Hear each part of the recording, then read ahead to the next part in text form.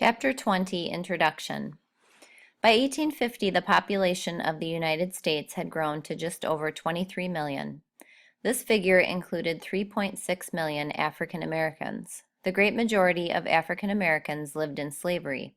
Harriet Powers was one of them.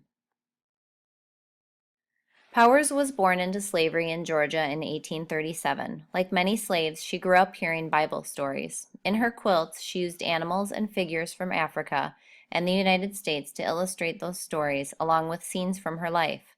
Hidden in her images were messages of hope and freedom for slaves.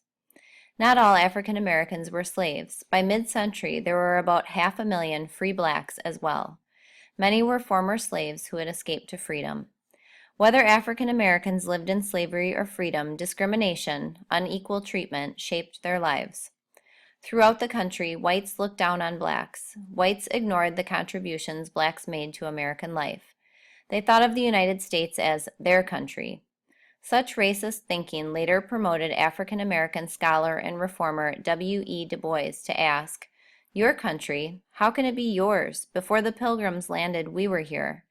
Here we brought you our three gifts and mingled them with yours, a gift of story and song, soft, stirring melody, in an unmelodious land, the gift of sweat and brawn, physical strength, to beat back the wilderness and lay the foundations of this vast economic empire. The third, a gift of the Spirit." In this chapter, you will explore how African Americans faced and endured discrimination and slavery in the mid-1800s. You will also learn more about the gifts that African Americans brought to America.